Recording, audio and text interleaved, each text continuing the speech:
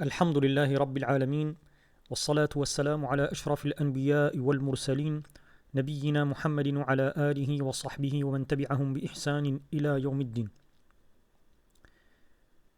Mes chers frères et sœurs, j'aimerais aujourd'hui partager avec vous une réflexion qui me semble fondamentale pour toute personne désireuse d'étudier sérieusement les sciences islamiques. On vit à une époque où des notions comme l'esprit critique, la liberté intellectuelle, l'autonomie de pensée ou encore la soumission reviennent dans les discussions religieuses, philosophiques et autres. Ces mots, ils sont puissants. Ils parlent directement, immédiatement à notre imaginaire.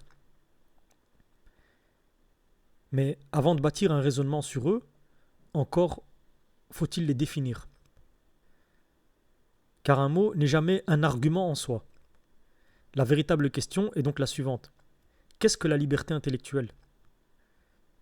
Est-ce que la liberté intellectuelle, c'est refuser toute autorité ? Est-ce que la liberté intellectuelle, c'est rejeter toute tradition ? Est-ce que la liberté intellectuelle, c'est penser seul ? Ou bien est-ce que la liberté intellectuelle, c'est apprendre à distinguer les autorités légitimes des autorités illégitimes ? Je crois personnellement que cette dernière réponse, c'est elle qui est conforme aussi bien à la raison qu'à notre tradition. Le premier principe que je voudrais rappeler est extrêmement simple. Personne ne pense sans méthode. Il n'existe aucun être humain qui construirait seul l'ensemble de sa pensée. On est tous les héritiers d'une éducation, d'une culture, de maîtres, éducateurs, de livres, d'expériences, d'influences. Autrement dit, la question n'est jamais « ai-je une méthodologie ?» La véritable question est « quelle est ma méthodologie ?» Donc celui qui prétend s'être libéré de toute méthode adopte bien souvent, sans le savoir, une autre méthode. Donc le véritable débat n'oppose pas la méthode à l'absence de méthode. Il oppose plutôt une méthode à une autre. Ça, c'est un premier point sur lequel j'ai voulu attirer votre attention. Prenons un exemple très simple. Lorsque vous êtes malade, vous consultez un médecin. Pourquoi ? Parce que le médecin possède une compétence que vous ne possédez pas. Lorsque vous souhaitez construire une maison, vous faites appel à un ingénieur, un architecte. Lorsque vous êtes confronté à une question juridique complexe, par exemple, vous consultez un avocat ou un juriste. Dans tous ces cas, vous allez accorder votre confiance à un spécialiste. Est-ce qu'on va dire, finalement, que vous abandonnez votre esprit critique lorsque vous agissez de la sorte ? Absolument pas. On va plutôt dire, au contraire, que vous avez fait preuve de sagesse. Pourquoi ? Parce que votre raison vous a conduit à reconnaître les limites de votre propre savoir, de vos connaissances, et la reconnaissance d'une expertise, elle n'est pas ici une humiliation de la raison, elle est plutôt un des usages les plus nobles de la raison. Donc pourquoi ce principe, qui est admis dans toutes les disciplines, dans toutes les autres situations, deviendrait-il soudainement suspect lorsqu'il s'agit des sciences religieuses ou des sciences islamiques, ou des savoirs islamiques ? Donc la transmission du savoir, ici, elle relève de cet aspect-là. Les sciences, elles ne vont pas naître de l'improvisation, elles se transmettent. Elles possèdent leur méthode, elles possèdent leur vocabulaire, elles possèdent leurs principes, leurs règles, leurs critères. Ça, quelle que soit la science.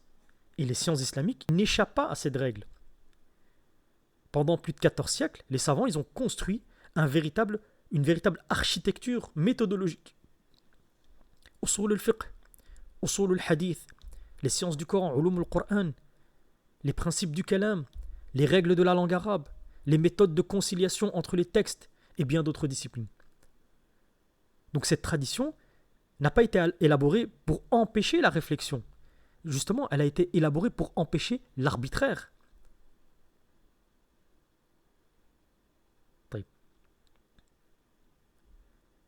L'esprit critique lui-même, on oppose parfois la méthodologie à l'esprit critique, mais l'esprit critique lui-même, lorsqu'on oppose l'esprit critique à la méthodologie, l'opposition ici, elle est artificielle. Parce que l'esprit critique ne consiste pas à contester toute autorité. L'esprit critique, c'est, dans son terme le plus noble, il va consister à examiner les arguments selon des critères précis. Mais d'où viennent ces critères? C'est justement la méthode. Le physicien, lorsqu'il exerce son esprit critique sur les règles de la physique, le médecin, selon les règles de la médecine, le juriste, selon les règles du droit, le théologien, selon les règles de sa discipline. Autrement dit, la méthode ne tue pas l'esprit critique. Au contraire, elle le rend possible. Donc sans méthode, finalement, il ne reste quoi? Sans méthode, il ne reste que les intuitions, les préférences personnelles, les impressions. Donc le véritable piège, à mon sens, et la grande confusion, c'est quand on présente les choses comme s'il n'existait que deux possibilités. Soit reconnaître l'autorité scientifique des savants, soit être libre.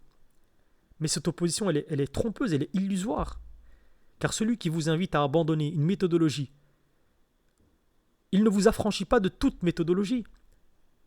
Il vous invite à adopter sa méthodologie, ou celle qu'il préconise.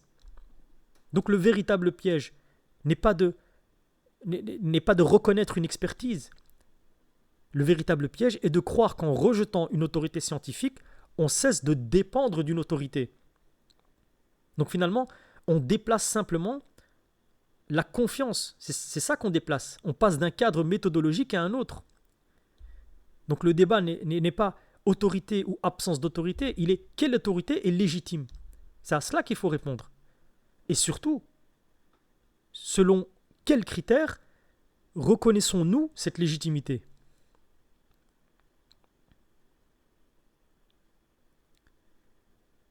طيب. Une fois ce principe-là établi, on constate que le Coran Karim nous enseigne cette attitude. Allah subhanahu wa ta'ala dit Fas'alou ahla dhikri in kuntum la ta'lamun. Demandez aux gens de rappel, aux gens de science, si vous ne savez pas. Et ce verset, donc, il confirme une règle que la raison avait déjà établie. Celui qui ignore une science est appelé à s'adresser à ceux qui la maîtrisent. Et ici, j'anticipe une objection que j'ai déjà entendue.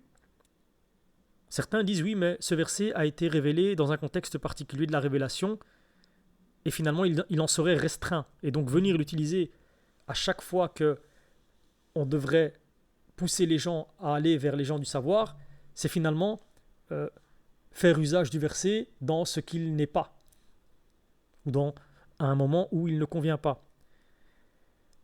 À ces gens-là, on leur dit que selon notre paradigme, et nous on est cohérents et on essaie en tout cas d'être cohérent dans notre manière d'agir, dans notre méthodologie justement, c'est que nos spécialistes ont établi un principe fondamental, c'est que ce qui est pris en considération, c'est la généralité du texte et non la particularité de sa cause de révélation, sauf évidemment lorsqu'il y a une preuve de sa restriction. Et ici, je ne vais pas entrer dans une polémique d'interprétation, sachant que beaucoup de ceux qui ont une lecture partielle et qui ont cette volonté de vouloir, entre guillemets, comme ils le disent, libérer les musulmans de l'autorité scientifique, ce qu'eux appellent la soumission, ils ne dédaignent pas à utiliser certaines fois des qawa'id usuliyya quand ça les arrange et à s'en défaire quand ça les arrange. Donc il n'y a pas de cohérence dans la méthodologie. Et ça, c'est quelque chose sur laquelle on reviendra. On verra que leur méthodologie, en réalité, elle n'est pas cohérente du début à la fin. Donc l'important, c'est de rappeler ici l'exigence de la cohérence. Les mêmes règles méthodologiques doivent être appliquées avec constance. On assiste aujourd'hui à un phénomène particulier. Beaucoup de personnes ont été déçues par certaines expériences religieuses. Certains ont connu des discours excessifs, radicaux par exemple, dans son sens le plus péjoratif et négatif. D'autres ont été par exemple confrontés à des formes de rigidité ou de personnalisation du savoir. Tout ça fait qu'il y a des déceptions qui existent. Le danger il réside dans la personne qui confond les abus de certains hommes avec les principes scientifiques eux-mêmes.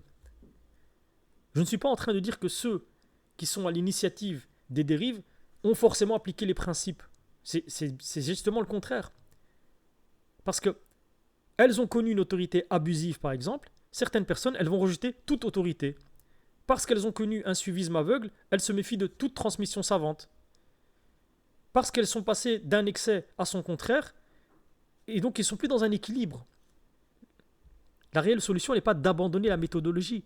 La solution, elle est de retrouver une méthodologie saine. Ne pense pas que en ayant abandonné ton ancienne méthodologie, tu es devenu un libre penseur. Non, tu as juste adopté une nouvelle méthodologie. Et je ne parle même pas ici du fait que certains, ils ne se sont pas complètement déracinés de la méthodologie.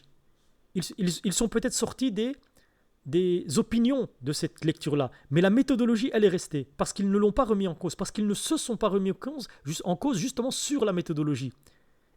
Ils vont avoir la même méthodologie, mais en épousant des opinions qui peuvent être complètement différentes. Mais la méthodologie, elle est restée.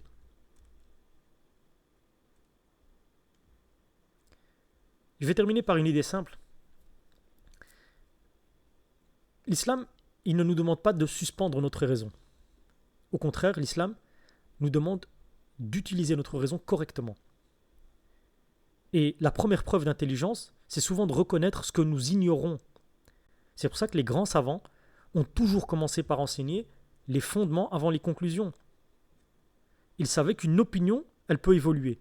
Mais une méthode, elle reste solide. Comme le disaient nos savants, et comme je le dis assez souvent, celui qui néglige les fondements se prive de parvenir à ses objectifs ou bien au but. Je demande à Allah subhanahu wa ta'ala de nous accorder la sincérité dans nos intentions, la rigueur dans notre recherche, l'humilité devant la vérité et le respect des gens de science, sans excès ni négligence. Wallahu ta'ala alam, wa sallallahu sallam wa barak ala sayyidina Muhammadin wa ala